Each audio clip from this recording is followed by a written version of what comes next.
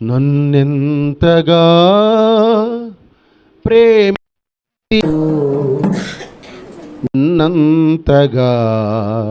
దూషించితినో, నన్నెంతగా నీవెరిగితివో, నిన్నంతగా నే మరచితినో.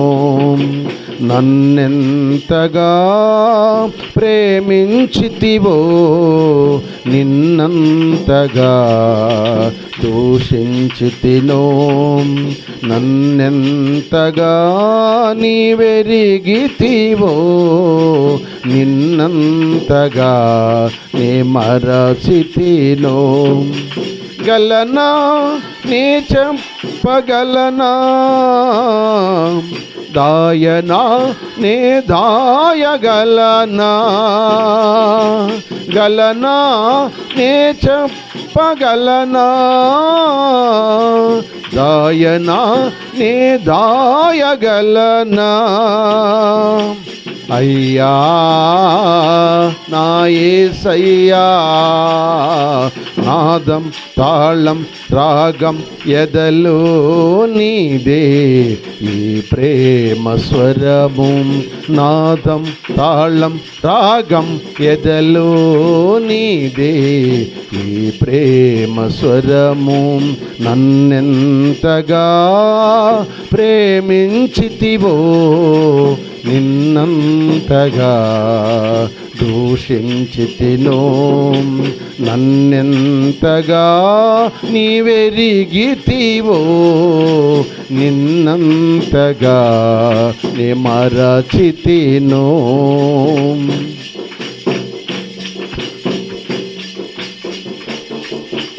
ఏ రీతిగా నా ఉదయమును నీ ఆత్మతో దీవించితివో, ఏ రీతిగా నా భారమును నీ కరుణతో మోసితివో, ఏ రీతిగా నా ఉదయమును నీ ఆత్మతో దీవించితివో, ఏ రీతిగా నా భారమును నీ కరుణతో మోసితివో, ఏ రీతిగా నీ పలుకులు నీ నామములో నిలిపితివో, ఏ రీతిగా నా కన్నీటిని నీ ప్రేమతో తుడిచితివో, ఏ రీతిగా నా పలుకులు నీ నామమును నిలిపితివో, ఏ రీతిగా నా కన్నీటిని నీ ప్రేమతో తుడిచితివో. గలనా నే చెప్పగలనా, దాయనా నే దాయగలనా, గలనా నే చెప్పగలనా, దాయనా నే దాయగలనా. అయ్యా నా యేసయ్యా, నాదం తాళం రాగం ఎదలో నీదే ఈ ప్రేమ స్వరము, నాదం తాళం రాగం ఎదలో నీదే ఈ ప్రేమ స్వరము. నన్నెంతగా ప్రేమించితివో, నిన్నంతగా దూషించితినో, నన్నెంతగా నీవెరిగితివో, నిన్నంతగా నే మరచితినో.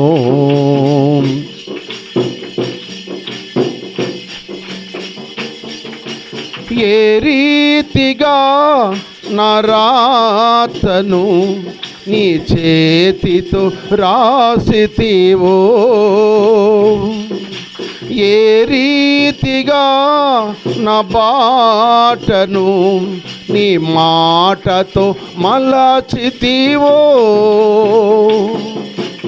ఏ రీతిగా నా రాతను నీ చేతితో రాసితివో,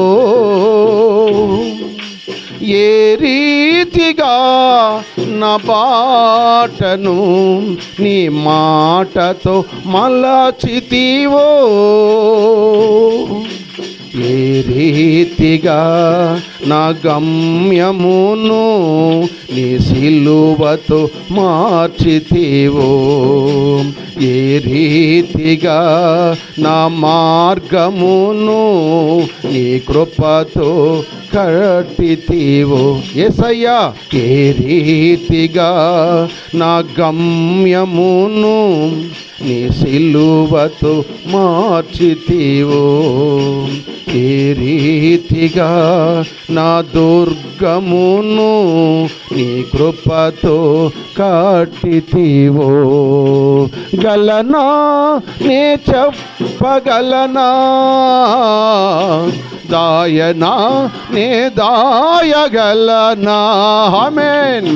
గలనా నే చెప్పగలనా, దాయనా నే దాయగలనా, అయ్యా నా యేసయ్యా, నాదం తాళం రాగం ఎదలో నీదే ఈ ప్రేమ స్వరము, నాదం తాళం రాగం ఎదలో నీదే ఈ ప్రేమ స్వరము. నన్నెంతగా ప్రేమించితివో, నిన్నంతగా దూషించితినో, నన్నెంతగా నీ మరచితి, నన్నంతగా నీ మరచితినో. హల్లెలూయా. మంచిది. దేవుడు మనంతో ప్రేమిస్తే దేవుని మనం దూషించాం. ఆయన ఎంతో మనం ఎరుగుంటే మనం ఎరగనట్టుగా ఉన్నాం. అయినా ఆయన ప్రేమ మనలను దుర్గముతో కట్టింది. హల్లెలూయా. ఈరోజు ఒక శ్రేష్టమైన వర్తమానంలో ఒక 3 మాటలు మీకు జ్ఞాపం చేస్తాను. ప్రభు చిత్తమైతే మరొక వారంలో మరొక మాటను మనం జ్ఞాపం చేసుకుందాం. ఈరోజు మీకు చెప్పే అంశం ఏంటంటే ఎదుర్కొనుట. మనము ఎదుర్కొనుట. చూడండి, ఒక మాట మీకు జ్ఞాపం చేస్తాను. పరిశుద్ధ గ్రంథముల నుండి దేవుని వాక్యాన్ని జ్ఞాపం చేసుకుందాం. చూడండి, నిర్గమాకాండము నిర్గమాకాండం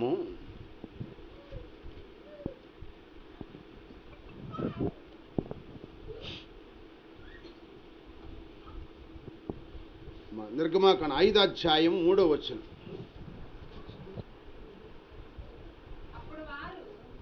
చదువమ్మా.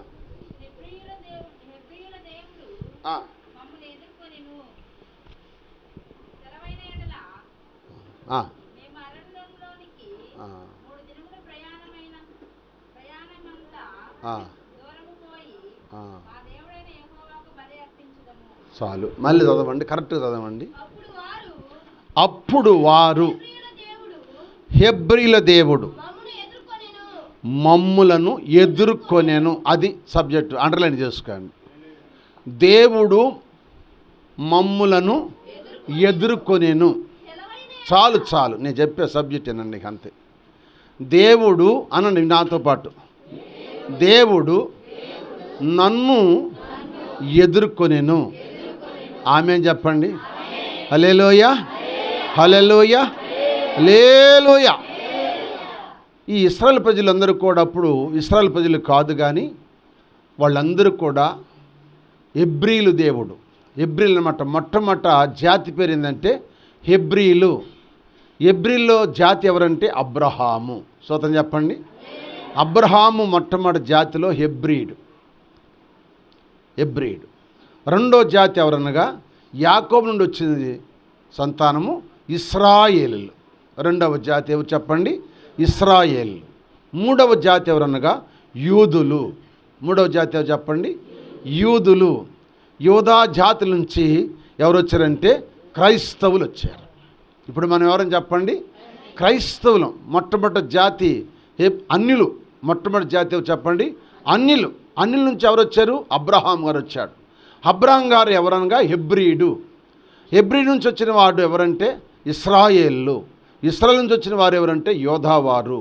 యోధావారు నుంచి వచ్చిన వారు ఎవరంటే క్రైస్తవులు. హల్లోయ. అయితే ఇక్కడ వీళ్ళందరూ ఎక్కడున్నారంటే, ఇశ్రాయేల్ ప్రజలందరూ ఎక్కడున్నారంటే ఐగుప్తులో 400 ఏళ్ళు బానిసత్వంలో బతున్నారు. దేవుడు హెబ్రీల దేవుడు అని చెబుతున్నారు ఇక్కడ.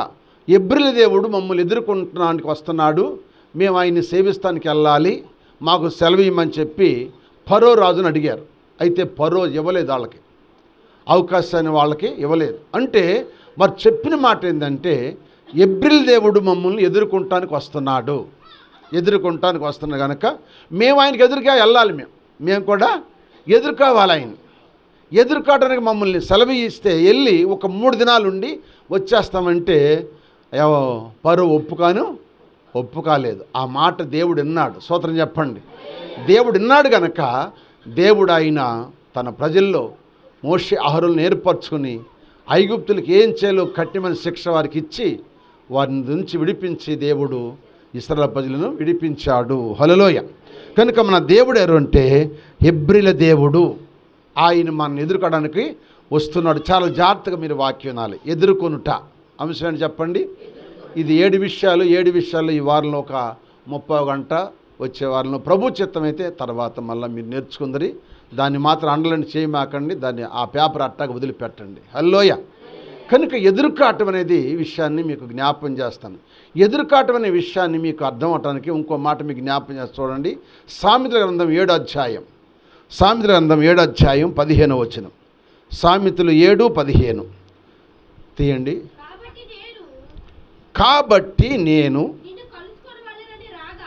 నిన్ను కలుసుకోవాలని రాగా నిన్ను ఎదుర్కొనవాలని బయలుదేరగా నీవే కనపడితివి. చాలు. ఇప్పుడు అంటే ఈ సబ్జెక్ట్ వేరు, ఈ మాట వేరు. కానీ ఈ మాట నేను ఆ విషయంలో పోవట్లేదు, కానీ ఆత్మీయంగా మీకు నిరపడానికి చెబుతున్నాను. ఇక్కడ దేవుడు మనల్ని కలుసుకోవటానికి వస్తున్నాడు, అంటే మనం ఎదుర్కోవడానికి వస్తున్నాడు.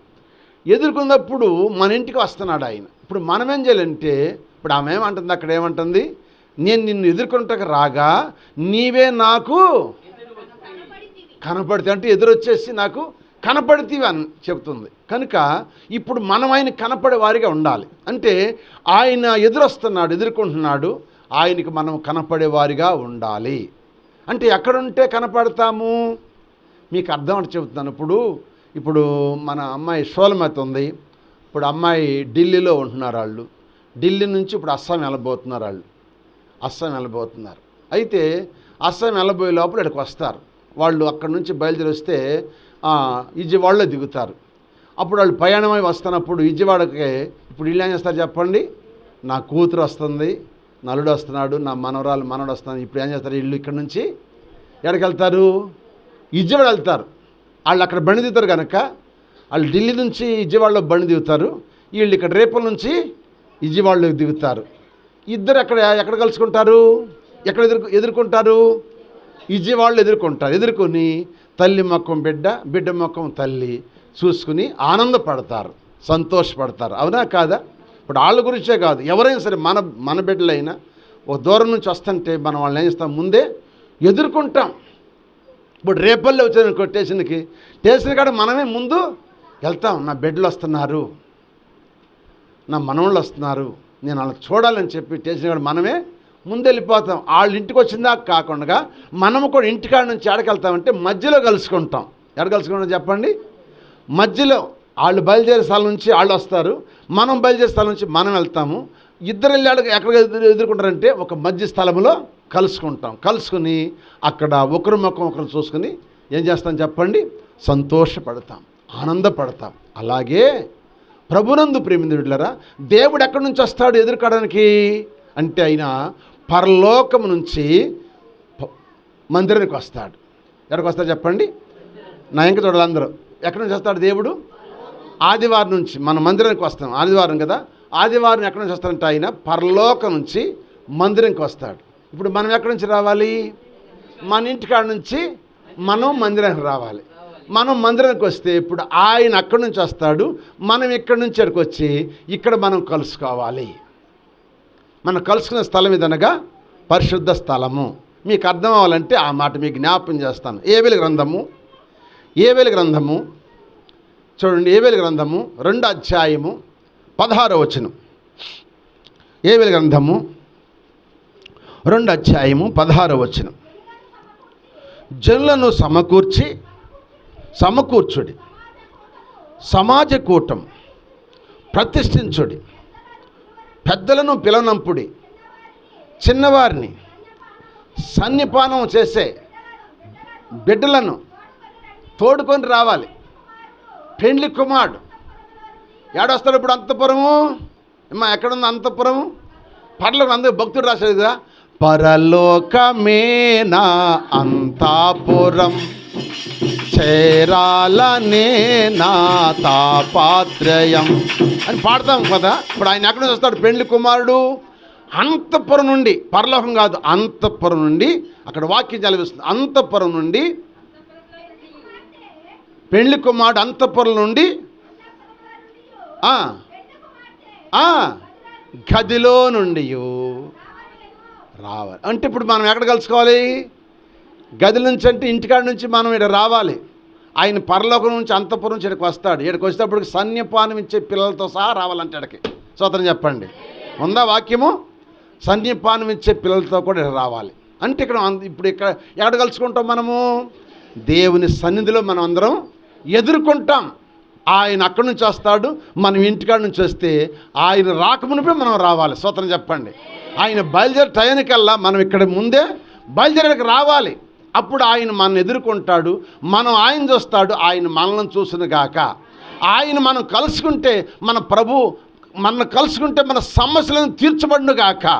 సంతోషంగా ఒకసారి స్తోత్రం చెప్పండి, మరోసారి చెప్పండి, చేతులు ఊపుతూ చెప్పండి, హల్లెలూయా. ఆయన ఎదుర్కొనే స్థలం ఏది చెప్పాలి? ఆయన ఎదుర్కొనే స్థలం ఏది? మందిరము, దేవుని సన్నిధి. ఈ దేవుని సన్నిధికి ఏం చేయాలంటే ప్రతి ఒక్కరు ఆదివారం నాడు ఎడ రావాలి? పెళ్లి కుమార్తెగా మనము పెళ్లి కుమారుడు వస్తాను కనుక మనం ఇక్కడికి వచ్చి ఎదుర్కోవాలి. హల్లెలూయా, హల్లెలూయా, హల్లెలూయా. ఇది మొట్టమొదటి పాయింట్. అంటే ఎదుర్కోవటం అన్నమాట. నువ్వు ఆయన ఎదుర్కొండేకి వస్తే ఆయన నిన్ను కలుసుకుంటాడు, నీతో ఆయన మాట్లాడతాడు. ఇప్పుడు మాట్లాడేది ఎవరు చెప్పండి? మాట్లాడేది ఎవరు? ఆయన దేవుడు మాట్లాడుతున్నాడు. అంటే నీకు ఒకసారి చెబుతాను, తండ్రి, కుమార, ఈ ముగ్గురు గురించి ఒకసారి చెబుతాను. అసలు పరిశుద్ధాత్మ అంటే ఎవరు చెబుతాను, జ్ఞాపకం ఉంచండి. నాకు ఈ 3 విషయాలు చెబుతాను. హల్లెలూయా. తండ్రి, కుమార, పరిశుద్ధాత్మ. ఇప్పుడు తండ్రి, కుమార, పరిశుద్ధాత్మ అంటే ఈ ముగ్గురు ఏకీభించి ఉండాలి. ఈ ముగ్గురు ఒకరికంటే ఒకరు తక్కువ కాదండి, ముగ్గురు సమానమే.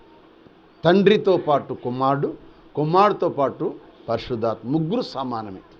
కనుక తండ్రి కాలము, కుమారుడు కాలము, ఇది పరిశుద్ధాత్మ కాలం. కనుక అయితే వాళ్ళు ఏకీవించే ఉంటారు, కానీ ఇది పరిశుద్ధాత్మ కాలం, ఇది కృపాకాలం. ఇప్పుడు ఆయన మనతో మాట్లాడుతున్నాడు. ఆయన మాట్లాడితే మనకు సంతోషం. హల్లెలూయా. ఆయన మన బ్రతుకును సరిచేసే దేవుడు ఆయన, మన బ్రతుకు మార్చి స్థిరపరిచే దేవుడు ఆయన, మన ప్రవర్తన స్థిరపరిచే దేవుడు, మన కష్టాలు బాధలు తీర్చే దేవుడు. కనుక ఆయన ఎదుర్కోవడానికి మనం ముందే రావాలి. ఎలా చెప్పండి? ముందే రావాలి. ఇప్పుడు పెండ్లి కుమారుడు బుద్ధిగల కన్యకలు 10 మంది ఉన్నారు కదమ్మా. 10 మంది డ్యూటీలు పట్టుకు ఎక్కడికి వచ్చారు? అంతఃపురానికి వచ్చేసారు. ఎక్కడికి? అంతఃపురం కాదు, ఆ ఇంటికాడికి వచ్చేసారు, పెండ్లింటికి వచ్చేసారు. ఇప్పుడు పరలోకం నుంచి పెండ్లి కుమారుడు వస్తున్నాడు. పెండ్లి కుమారుడు పరలోకం నుంచి అంతఃపురం నుంచి వస్తున్నాడు. ఈ పెండ్లి కుమార్తె అయిన బుద్ధిగల 10 మంది కన్యకలు ఎక్కడికి వచ్చారు? గదికి వచ్చేసారు. అంటే మందిరం కాడికి వచ్చేసారు. మందిరం కాడికి వచ్చేసరికి ఏమైందంటే ఆయన ఆలస్యం చేశాడు. పెళ్లి కుమారుడు కొంచెం ఆలస్యం అవుతుంది అన్నారు. అప్పుడు ఎలా చేశారు? నిద్రపోయారు. ఎక్కడ? మందిరం ముందు నిద్రపోయారు. స్తోత్రం చెప్పండి. నిద్రపోయారు. లేకపోతే ఇంటికాడ నిద్రపోయారు అనుకోండి. నిద్రపోయేసరికి మధ్యరాత్రి కేకన పడింది. మత్తయి సువార్త 25 అధ్యాయం 6వ వచనం చూడండి. కేకన పడిందంట. మత్తయి సువార్త ఎప్పుడంట? మత్తయి సువార్త 25:6 కదా. 6లో ఏమంది? అర్ధరాత్రి వేళ. ఇదిగో పెళ్లి కుమారుడు ఎదుర్కొని రండి. చూసారండి, ఎక్కడ ఎదుర్కొని రమ్మని కేక వినపడింది. కేకలు కాదు, ఒకే ఒక కేక. ఎన్ని కేకలు వేస్తాడు చెప్పండి? ఒక కేకే. ఒక కేక ఎవరైతే పలుకుతారో వాళ్ళు ధన్యులండి. ఒక కేక పలికే వాళ్ళు కావాలి. స్తోత్రం చెప్పండి. ఒక కేక అంటే మెలకు రావాలి. ఆ ఒక కేకే 10 మంది లేచారంట. 10 మంది లేచారు. లేచారు, డ్యూటీలు చక్కపరుచుకున్నారు. అర్ధరాత్రి కదా, మరి ఇప్పుడు డ్యూటీ కావాలి, వెళ్తురు కావాలి కదా. పూర్వకాలం మనం కూడా వెళ్ళాలంటే చీకటి లైట్ కావాలి కదండి. టార్చ్ లైట్, ఏదో ఫోన్ లైట్ ఏదో పెట్టుకు వెళ్ళిపోతాం కదా. అట్టగా వాళ్ళు కూడా డ్యూటీ పట్టుకుని వెళ్తున్నారు. ఈ 5 ఆరిపోతున్నాయి, 5 ఏమో వెలుగుతున్నాయి. వీళ్ళు ఏమన్నారు? ఇప్పుడు నూనె ఇవ్వన్నారు. వాళ్ళు ఏమన్నారు? మీకు ఇస్తే మాకు సాల్దో, మా ఎండ కలిసి మేము వెళ్ళొద్దు మందిరానికి అని చెప్పి వాళ్ళు ఇవ్వాల. కొనుక్కోడానికి వెళ్ళారు. వాళ్ళు లగ్గొట్టాళ్ళు కొనుక్కుని వాళ్ళు నూనె కొనుక్కుని వస్తారు కల్లా వీళ్ళు లోపలికి తలుపు తీయబడింది, వెళ్ళిపోయారు. తలుపు వేయబడింది. వెంటనే ఆలస్యం ఉండదు అక్కడ. పరలోకం ఆలస్యం ఉండదు. టైం అంటే టైమే, ఆలస్యం ఉండదు. ఇక వచ్చే తలుపు కొడుతున్నారంట. అయ్యా అయ్యా అయ్యా అయ్యా అయ్యా ఏమన్నాడు? మీరెవరో నాకు నిశ్చయముగా. చూసారండి, పెళ్లి కుమారుడు వస్తాడు. ఆయన ఎదుర్కొనటానికి మనం ఏం చేయాలి? ఇప్పుడు పెళ్లి కుమార్తెగా నీవు డ్యూటీలో నూనె ఉండాలి. నువ్వు సిద్ధపడి ముందే రావాలి. హల్లెలూయ. నువ్వు రావాలి. నువ్వు వస్తే దేవుడు నిన్ను చూస్తాడు, నిన్ను చూస్తాడు. నువ్వు చేసే ప్రార్థన వింటాడు. విని నీవు ఏ కష్టంతో వచ్చావో, ఏ సమస్య వచ్చావో రాగానే ముందు ప్రార్థన చేసుకుంటారా, చేసుకోరా చెప్పండి? ఏమని ప్రార్థన చేసుకుంటారో అది మీకే తెలవాలి. స్తోత్రం చెప్పండి. నేనైతే ఏం చేసుకుంటాను? అయ్యా రాగానే, అయ్యా అయ్యా నాతో మాట్లాడయ్యా, నా స్థితిగతులు నీకు తెలుసు అయ్యా, నాతో మాట్లాడిన ధైర్యపరచని ప్రార్థన. మరి నువ్వేం ప్రార్థన చేస్తావు? నీ కష్టాలు ముందే చెప్పుకోవాలి. ఆయన వచ్చేటప్పటికల్లా నీ ప్రార్థన ఆయన వింటాడు. నువ్వు చేసే ప్రార్థన ముందొచ్చావనుకో, నీ ప్రార్థన వింటాడు. నీ విని నీతో దేవుడు మాట్లాడునుగాక, నీకు సమాధానం ఇచ్చునుగాక. నీ మాటలు ఎన్నికుండా చేయడు, నీ మాటలు నీదోడు చేస్తాడు. నీ మాటలు ఎన్నకుండా చేయలేదు సాతానని చెప్పండి, అది ఎన్నికుండా చేయాలి చూసిద్ది. అంటే నువ్వు అజాగ్రత్తగా ఉంటే నీ నిర్ణీదు, నువ్వు జాగ్రత్తగా ఉంటే నీ మాటలు దేవుడు నీకు వినిపిస్తాడు. నువ్వు అజాగ్రత్తగా ఉంటే ఆ మాటలు నీ హృదయంలోకి రావు. చాలామంది వెళ్తారు, వర్తమానం వింటారు, కానీ ఆ హృదయంలోకి వెళ్ళవు. అందరికి వెళ్ళవు. ఎవరో హృదయంలోకి వెళ్తాయి అంటే ఎవరైతే ముందొచ్చి ఆయన శైలిలో కనపడి ప్రార్థన చేసుకుంటారో వాళ్ళ ప్రార్థన బట్టి దేవుడు వాళ్ళతో మాట్లాడతాడు. ఆ మాటలు వాళ్ళ హృదయంలోకి వెళ్ళిపోతాయి. వాళ్ళ పట్ల దేవుడు కార్యము జరిగించునుగాక. హల్లెలూయా. చెప్దామా అందరమే? హల్లెలూయా. ఈ ఉదయకాలము దేవుడు నిన్ను దర్శించునుగాక, ఆయన నిన్ను కలుసుకునుగాక, నీతో మాట్లాడునుగాక, నీ సమస్య అంటే తెలుసుకుని నీ పట్ల దేవుడు గొప్ప మేలు చేయునుగాక. హల్లెలూయా. చేస్తాడంతే. ఆయన దగ్గర మనము ఆయన ఎదుర్కొనే వారికి ఉండాలి. ఆదివారం ఏదో మన పని అయిపోయిన ఒక అద్దాం అనుకుంటే కాదు. ఈ మందిరం దేనికంటే ఆయన నీవు కలుసుకునే స్థలం ఇది. స్తోత్రం చెప్పండి. ఆయన ప్రభు అయిన పరలోకం నుండి వచ్చే యేసు ప్రభు వారు వచ్చే సమయము, నువ్వు వచ్చే సమయం కలుసుకునే స్థలం ఏదంటే పరిశుద్ధ మందిరము. అందుకే కీర్తనకారుడు అంటాడు. చూడండి, ఒక మాట మీకు జ్ఞాపం చేస్తాను. 84వ కీర్తన 2వ వచనం చదువమ్మా. 2 నుంచి 4 చదువు. 84వ కీర్తన, 84వ కీర్తన. యెహోవా మందిరావరణములను చూడవలనని.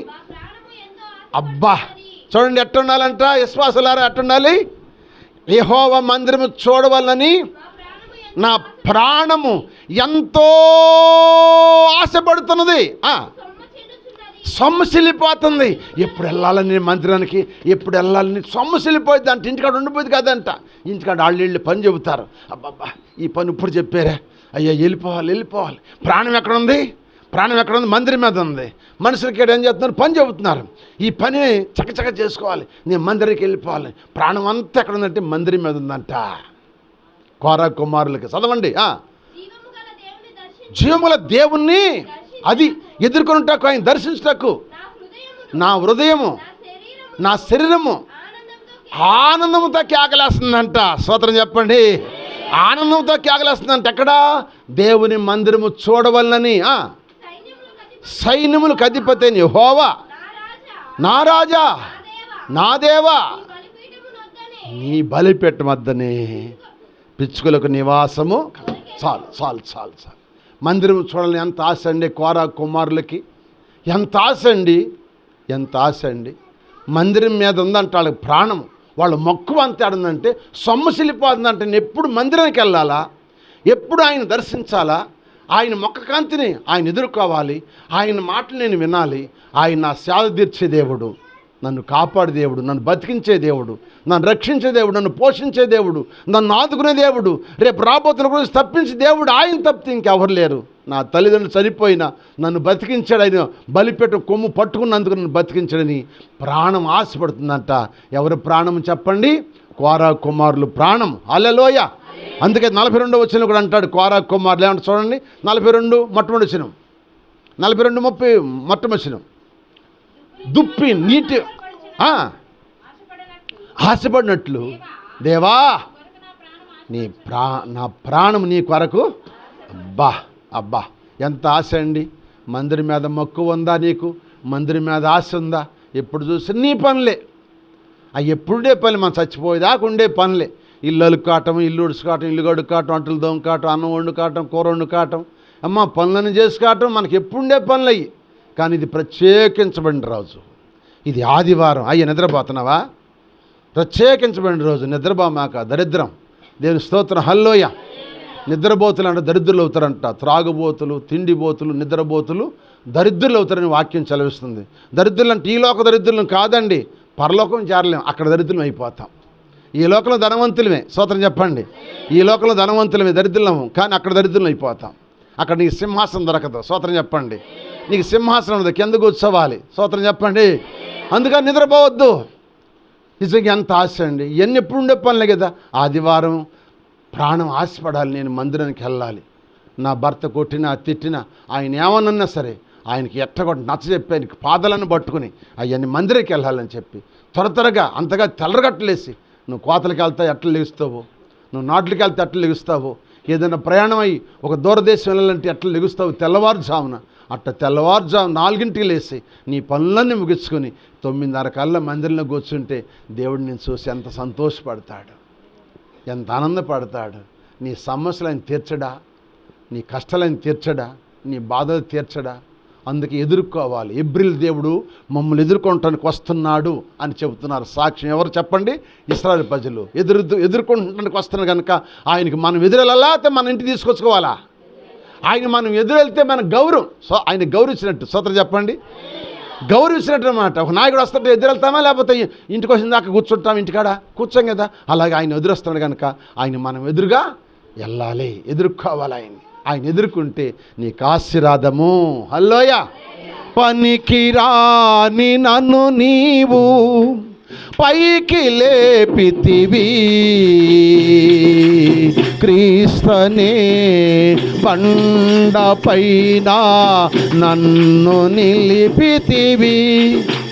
ఆ పనికిరాని నన్ను నీవు పైకి పితివి, క్రీస్తనే బండపైన నన్ను నిలిపితివి. నాడుగులు స్థిరపరసి బలమునిచితివి,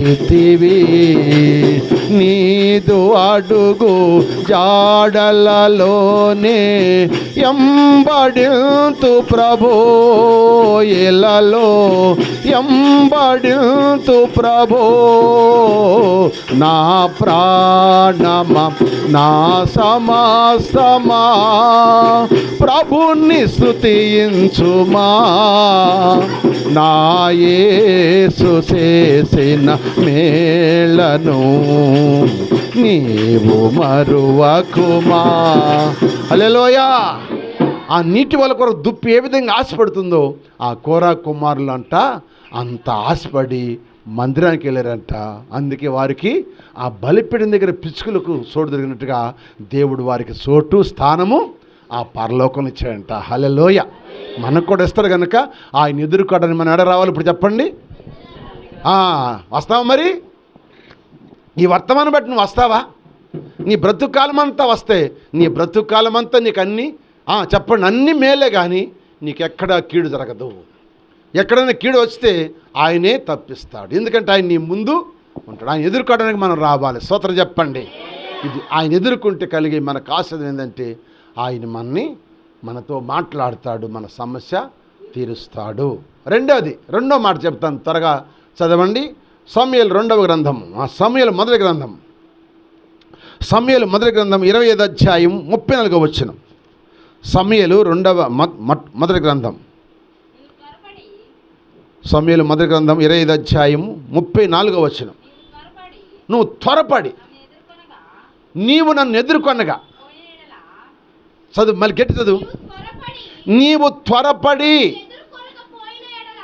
నీవు నన్ను ఎదుర్కొనకపోయినడలా నీకు హాని చేయకుండా నన్ను ఆటంకపరిచిన ఇశ్రాయేలు దేవుడని యెహోవా జీవము తోడు తెల్లవారులాగా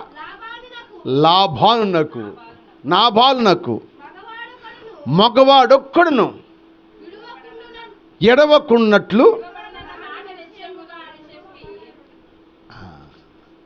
ఎడవబడని నిశ్చయముగా విడవబడన్న అతని యొద్ద ఆమె తెచ్చిన వాటిని ఆమె చేత తీసుకొని, మా బంగారు తల్లి అంది ఎంత స్పీడ్గా ఎరిగే మళ్ళీ డౌన్ అయిపోయావేంటి? అంత స్పీడ్గా చదివేవు మళ్ళీ డౌన్ అయిపోతున్నారేంటి? ఎందుకు డౌన్ అయిపోతున్నారు? మీరు చదువుతారు, లేదా చదువుతా కూడా చదవాలి. అసలు బైబిల్ చదవట్లే మీరు. బైబిల్ చదివితే మీకు ఆశీర్వాదం. హల్లెలూయా. బైబిల్ చదివితే ఎంత ఆశీర్వాదం కొన్నా. బైబిల్ మౌనిక చదివేది, మరి మా సరళ చదివేది, పద్మ చదివేది, వాళ్ళందరూ చదివి చక్కగా బైబిల్ చదివితే దేవుడు వాళ్ళని ఉన్నతమైన స్థితిలో ఉంచాడు.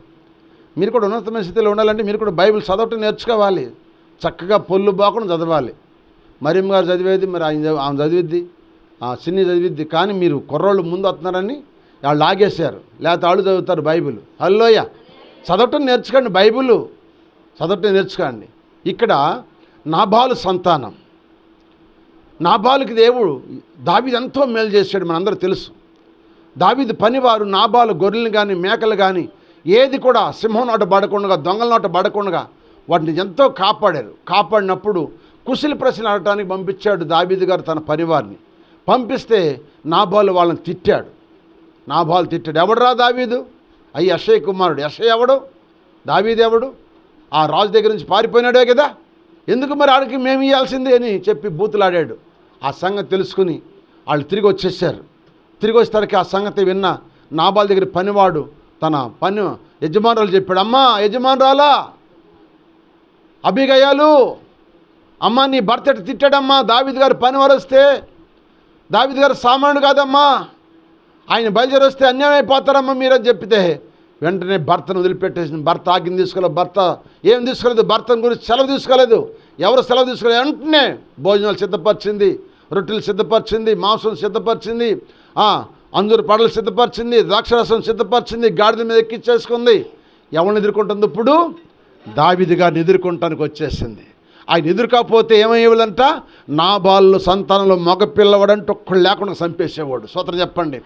ఆ మగపిల్లను బ్రతికించడం కొరకు అబీగయాలు ఏం చేసిందంట? ఎదుర్కొందంట. ఎవరిని ఎదుర్కొంది? నేను చెప్పే అంశం ఏంటంటే ఎదుర్కొనుట. ఆమె ఎదుర్కపోతే తన సంతానం అని చచ్చిపోయేది. అది గుర్తుపెట్టుకోండి. నాబాలు సంతానం అంటే తన బిడ్డలందరూ కూడా, మగ బిడ్డలందరినీ చంపేసేవాడు. వాడు దుర్మార్గుడు, వాడు మూర్ఖుడు, వాడు మట్టవాడు కనుక, వాడు అన్యాయంగా మంచి చేసిన చెడు చేయబోతున్నాడు కనుక అది తెలుసుకున్న అబీగయలు, నా తెలివిదయ్యా, నా భర్త ఎట్టనంట, నా భర్త ఆ శిక్ష అంటే నాకే అయ్యా, నా బిడ్డలు ఏం చేయమాకని చెప్పి ఆయన పాదల మీద పడి సాష్టాంగ నమస్కారం చేసి నా ఏలిని వాడని చెప్పి ఆ ఆహారం అంతా ఎత్తుకొచ్చి ఎత్తే అప్పుడు దావీదు అంటాడు, యెహోవా దేవుడు నువ్వు నన్ను ఎదుర్కొనకపోయినట్టయితే ఈ రాత్రి నాబాలు సంతానంలో మగబిడ్డ ఒక్కడు లేకుండా చంపేసేవాడని చెప్పి ఆ ఆహారం తీసుకుని తిరిగి వెళ్ళిపోయాడంట. నువ్వు ఎదుర్కోవాలి. నీ బిడ్డల భవిష్యత్తు కొరకు నువ్వు దేవుని ఎదుర్కోవాలి. నీ బిడ్డల భవిష్యత్తు కోసం, నీ బిడ్డలకు శాపం రాకుండా, నీ బిడ్డలకు ప్రమాదం రాకుండా నీ బిడ్డల కోసం ఏం చేయాలి చూసావా? దేవుని ఎదుర్కోవడానికి నువ్వు రావాలి. అందుకే అమ్మలారా నా కొరకు ఆడవద్దు, మీ కొరకు రేపు మధ్యాహ్నం చేసి నీ బిడ్డల ప్రాణము కొరకు నా తట్టు చేతులు ఎత్తమని చెప్పాడు. నీ బిడ్డల కొరకు ఎదుర్కోవాలి యేసయ్యని. స్తోత్రం చెప్పండి. హల్లెలూయ.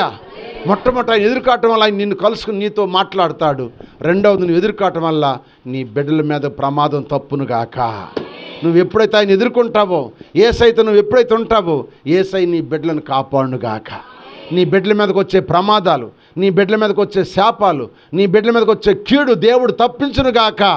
అందుకే మనం ఎదుర్కోవాలి. హల్లెలూయా చెప్పండి. హల్లెలూయా. మూడో మాట చెబుతాను చూడండి. మూడో మాట ఒక శ్రేయస్కరమైన మాట. ఈ మాట మీరు అందరూ కూడా బైబిల్ తీసి చూడండి. ఒక మాట మీకు జ్ఞాపకం చేస్తాను. బైబిల్లో ఒక మాట ఉంది చూడండి. కీర్తనలు 21వ కీర్తన 3వ వచనం అమ్మ. 21వ కీర్తన 3వ వచనం.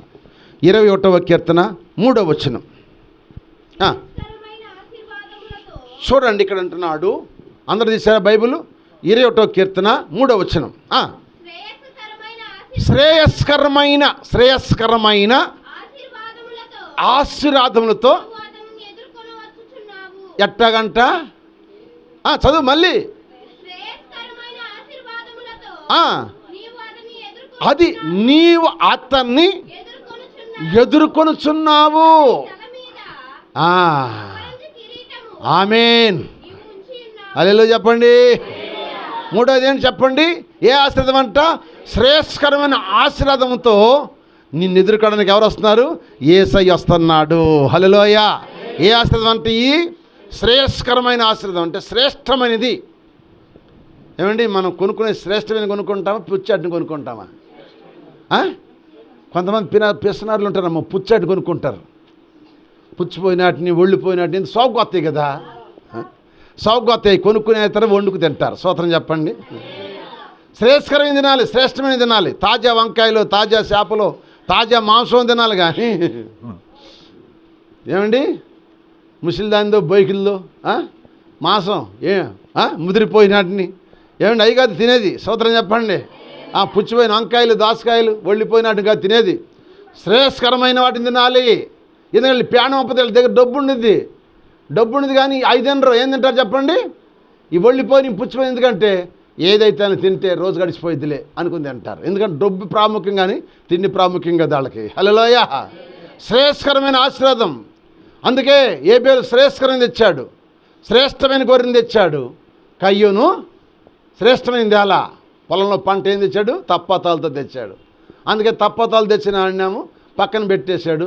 శ్రేయస్కరమైన కొవ్విని గొర్రెలు తెచ్చిన ఏబేల్ని ఆశీర్వదించాడు. హల్లెలూయా. అలాగే ఈయన అంటున్నాడు, శ్రేయస్కరమైన ఆశీర్వాదాలతో నేను నిన్ను ఎదుర్కొంటున్నాను. ఆయన ఎదుర్కొంటే మనకు కలిగే ఆశీర్వాదాలు నేను క్లుప్తంగా 3 మాటలు చెబుతా. పావుగంట టైం ఉంది. హల్లెలూయా.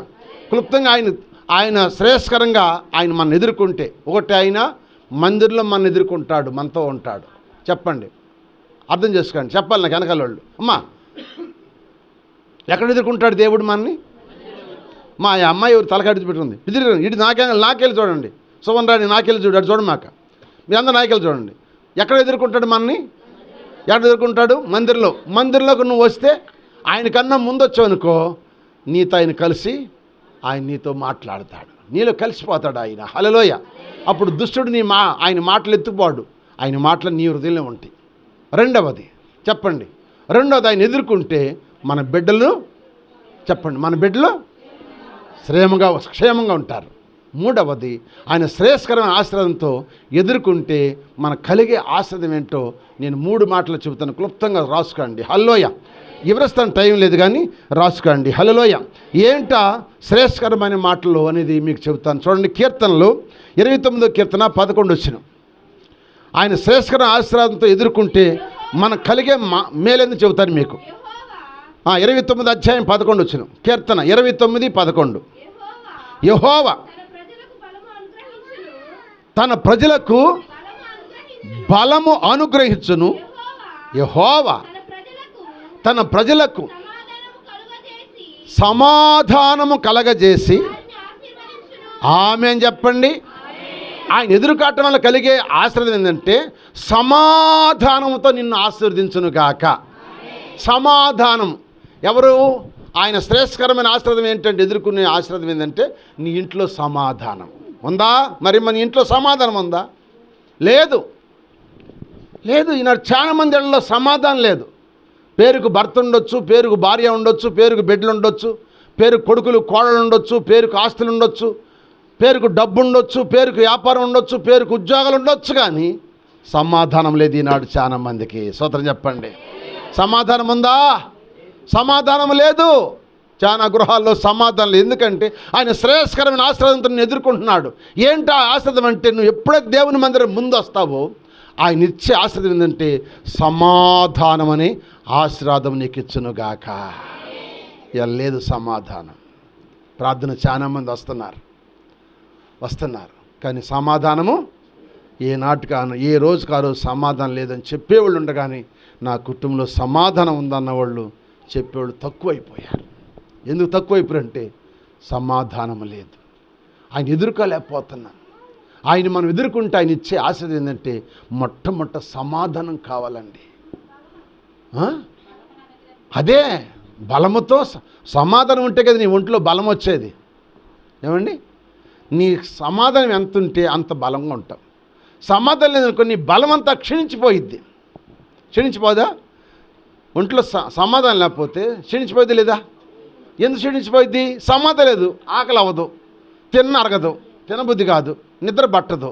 ఇప్పుడు నిద్ర పట్టక అన్నం తినపోయేసరికి నీ బలం అంతా ఏమైపోయింది? చెప్పమ్మా, క్షీణించిపోయిద్ది. అందుకే అక్కడ చెబుతున్న మాట ఏంటంటే, నేను చెప్పే సబ్జెక్ట్ ఏంటంటే, ఆయన్ని మనం ఎదుర్కొంటే మనకు కలిగే ఆశీర్వాదం ఏంటంటే సమాధానము. అంటే దానికి అర్థం ఏంటంటే నెమ్మది. ఏంటమ్మా చెప్పండి? నెమ్మది. నీ కుటుంబంలో నెమ్మది ఉందా? నీ మనసులో నెమ్మది ఉందా? నీ హృదయంలో నెమ్మది ఉందా? చెప్పండి. మనం ఎంతో ప్రార్థనకు వస్తున్నాం కానీ నాకు నెమ్మది ఉందయ్యా, నాకు సమాధానం ఉందన్న వాళ్ళు చేయొత్తండి. నేను వాక్యం వింటున్నానయ్యా, వాక్యానుసారం నేను ప్రార్థన చేసుకుంటున్నానయ్యా, వాక్యం తింటున్నాను, నాకు నెమ్మది ఉంది, నాకు సమాధానం ఉందయ్యా నా ఇంట్లో అన్నవాళ్ళు చేయొత్తండి. ఏమ్మా ఎందుకని? మరి ఇన్నాళ్ళ మట్టి వాక్యం తప్ప? చెప్పండి, వాక్యం తప్ప కాదు. మనమే తప్పు చేస్తాం. మనమే ఆ ప్రవర్తన సరిలేపాటం వల్ల మనకు సమాధానం లేదు. అందుకే భక్తుడు రాశాడు, లోకంలో ఎన్నో జయాలు చూశాను నేనింతకాలం,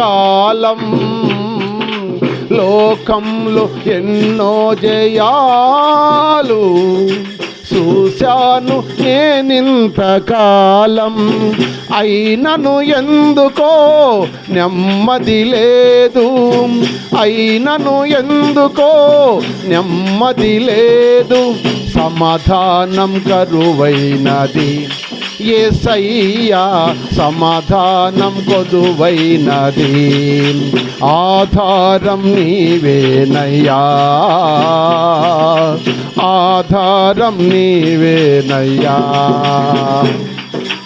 ఔషర్యం కొదువేమీ లేదు, కుటుంబంలో కొరతేమీ లేదు, ఔషర్యం కొదువేమీ లేదు, కుటుంబంలో కొరతేమీ లేదు, అయినను ఎందుకో నెమ్మది లేదు, అయినను ఎందుకో నెమ్మది లేదు, సమాధానం కరువైనది యేసయ్యా, సమాధానం కరువైనది, ఆధారం నీవేనయ్యా, ఆధారం నీవేనయ్యా, కాలము మారినా కష్టాలు తీరినా, కష్టాలు తీరినా కారణము నీవేనయ్యా, యేసయ్యా, కారణము నీవేనయ్యా. హల్లెలూయా. చెప్పండి, అందరం చెబుదాం హల్లెలూయా. ఈరోజు నువ్వు సమాధానం తెల్లాలి. సమాధానం ఆశీర్వాదంతో నిన్ను ఎదుర్కొంటున్నాడు ఆయన. నువ్వు ఎప్పుడైతే ఆయన మందిరంలోకి నువ్వు వస్తావో ఆయన నిన్ను శ్రేయస్కరమైన ఆశీర్వాదంతో నిన్ను ఎదుర్కొంటున్నాడు. ఏంటా ఆ శ్రేయస్కరమైన ఆశీర్వాదం ఏంటంటే సమాధానం అనే ఆశీర్వాదం నీకు ఇవ్వబోతున్నాడు. ఇంత నీ సమాధానం లేదేమో, నీ బిడ్డల విషయంలో కానీ, నీ ఆరోగ్య విషయంలో కానీ, నీ కుటుంబ విషయంలో కానీ, నీ బంధుమిత్రుల విషయంలో కానీ, నీ గ్రామంలో కానీ, నీకు ఎక్కడ ఏ ఉద్యోగం, వ్యాపారము, చిన్నదైనా పెద్దయినా, ఉద్యోగులైనా దేనిలైనా, చేతి పనులైనా, నీకు చేతి పనులు ఏదైనా నీకు సమాధానం లేకపోతే ఈరోజు దేవుడు నీకు సమాధానం ఇచ్చునుగాక. అందుకు ఆయన ఎదుర్కొంటున్నాడు. ఆయన ఎదుర్కొంటే మనకు కలిగే మొట్టమొదటి ఆశీర్వాదం ఏంటంటే, ఒకటి మన బిడ్డలు రక్షిస్తాడు, రెండవది మనకు సమాధానము ఇస్తాడు. మూడో మాట మీకు జ్ఞాపకం చేసి చూడండి. చూడండి, సామెతల గ్రంథం 24 అధ్యాయం 25 వచనం. 24:25 24:25 చదవమ్మా. న్యాయముగా 24:25 అమ్మా. న్యాయముగా తీర్పు తీర్చువారికి మేలు కలుగును, క్షేమకరమైన దీవెన అట్టి వారికి. మళ్ళీ చదవాలి. ఏంటంటే ఇక్కడ న్యాయముగా, ఏమండి, తీర్పు తీర్చేవాడు అటు తీర్చాలండి, న్యాయంగా తీర్పు తీర్చాలి. ఇక్కడ దేవుని సేవకుడు నేను న్యాయంగా వాక్యం చెప్పాలి, అన్యాయంగా వాక్యం చెప్పకూడదు. అన్యాయంగా నేను వాక్యం చెబితే నాకు తీర్పు ఉంది, న్యాయబద్ధమైన వాక్యం మీకు చెబితే నాకు తీర్పు ఉండదు. స్వతంత్రం చెప్పండి. అందుకని చెప్తున్నాడు, న్యాయముగా తీర్పు తీర్చువానికి ఏం కలిగిందంట? నువ్వు న్యాయంగా తీర్పు తీర్చు. తమ్ముడు తనుడైనా సరే ధర్మం మాటలు అంటారు. ఏమంటారు చెప్పండి? తమ్ముడు తనుడైనా ధర్మం మాటలు, కానీ అధర్మం మాట్లాడకూడదు. అధర్మం మాట్లాడనుకో, అది అన్యాయం అయిపోతుంది, మనకు శ్రేయస్కరమైన ఆశీర్వాదం మనకి రాదు. అందుకే నీకు మేలు కలగాలంటే, నీకు మేలు కలగాలంటే నువ్వు న్యాయంగా తీర్పు తీర్చాలి. ఏం చేయాలి చెప్పండి? న్యాయంగా తీర్పు తీర్చే వాళ్ళు ఎక్కడ ఉన్నారండి? న్యాయాధిపతులు ఉన్నారు, కోర్టులో న్యాయాధిపతులు ఉన్నారు, జడ్జీలు ఉన్నారు. న్యాయాధిపతులు ఎలా తీరుస్తున్నారండి న్యాయం?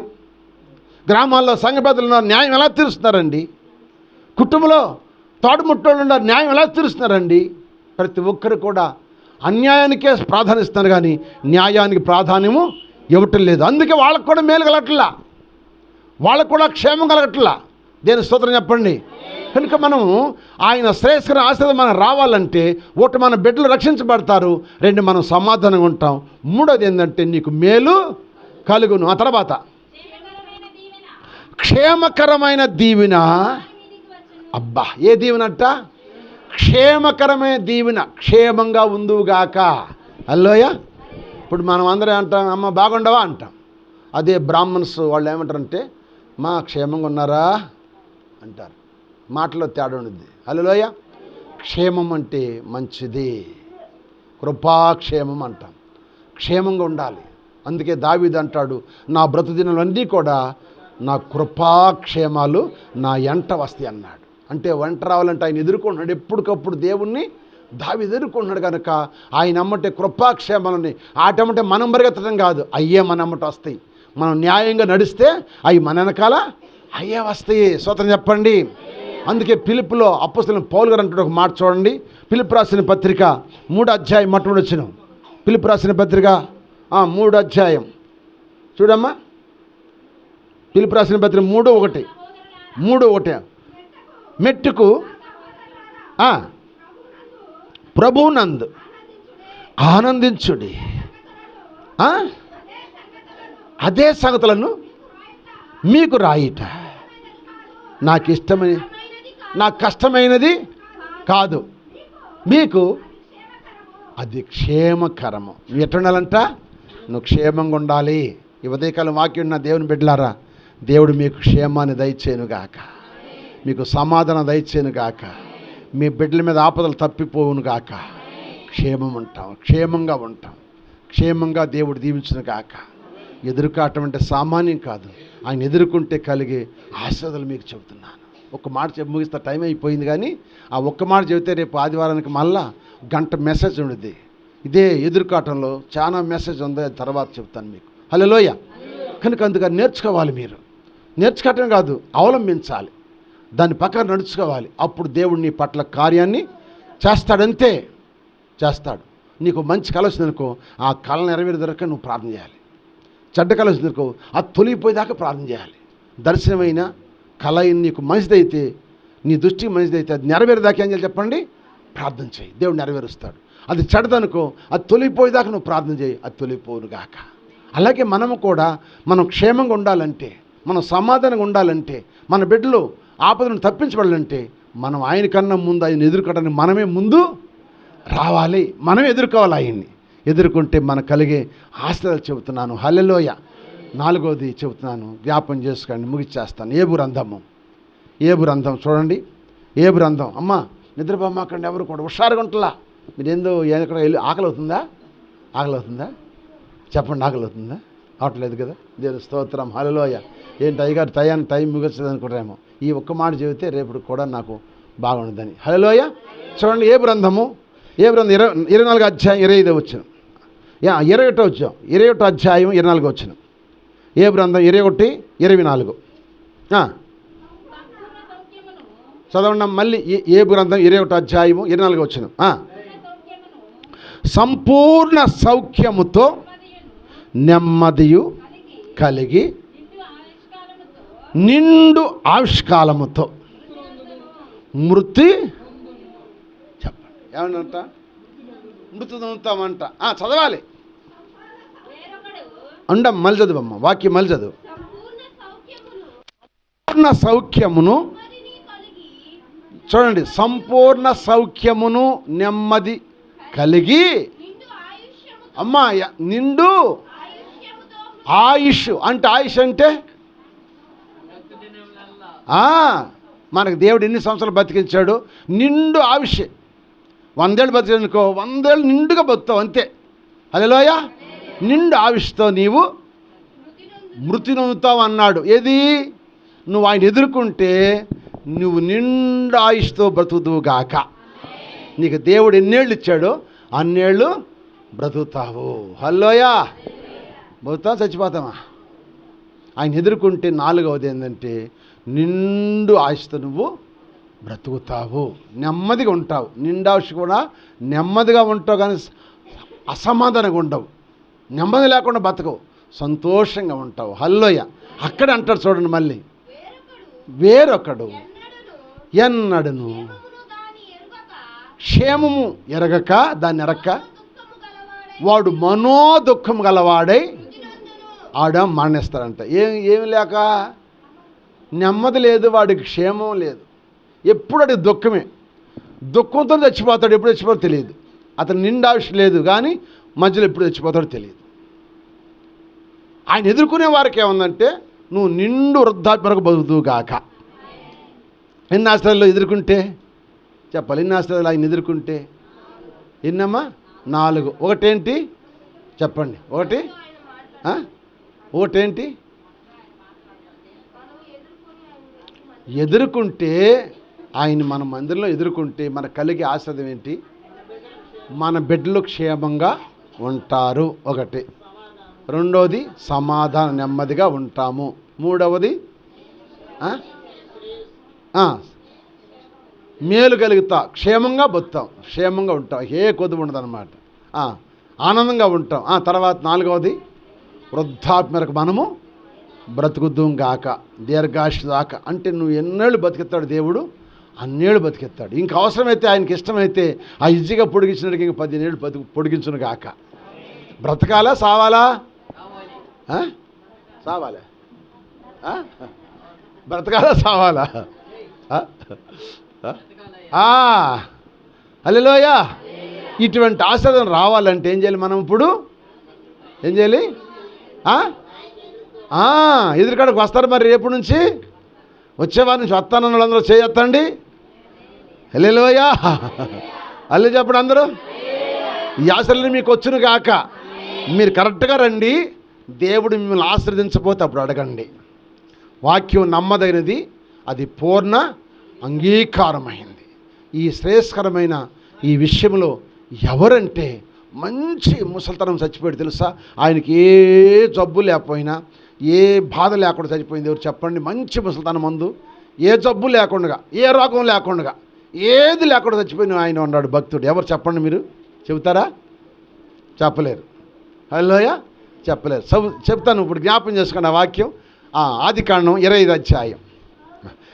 ఆదికాండం 25 అధ్యాయం 8వ వచనం. అబ్రహాం చూడండి, నిండు వృద్ధాప్యం వరకు వచ్చినవాడే, అంటే నిండు వృద్ధాప్యం వచ్చిన వాడై మంచి ముసలితనమందున ప్రాణం విడిచి పితలకి వెళ్ళిపోయాడంట. ఎవరైనా? అబ్రాహాముకి ఏ జబ్బు లేదండి, ఏ రోగం లేదండి. అబ్రహాము దేవుని నమ్మెను, అది అతను నీతిగా మంచి మంచి ముసలితనం అంట. ఎటువంటి ముసలితనము? ప్యాస కొట్టే ముసలితనమా? లేకపోతే బాత్రూమ్ కూర్చుకున్న ముసలితనమా? ఏమండి, నీళ్ళు పోసుకునే ముసలితనమా? వస్త్రాలు చెమట కంపేసే ముసలితనమా?